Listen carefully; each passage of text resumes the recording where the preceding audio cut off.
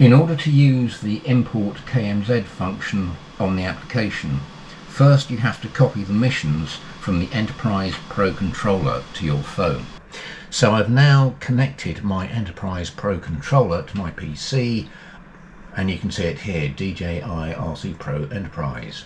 So if I click on that and go to internal storage, DJI mission KML, you've got all the missions I've created. So if I copy all of those, and I'm going to go to documents on my PC, I'm going to create a new folder called DJI, and then I'm going to paste all those missions in there.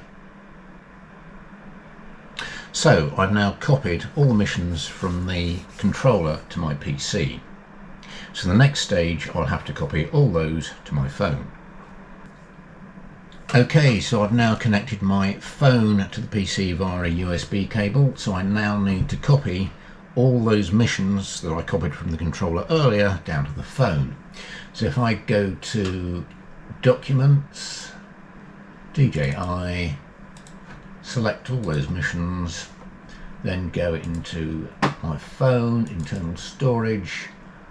So I need to select Documents, Drone, Mission, KML, and paste.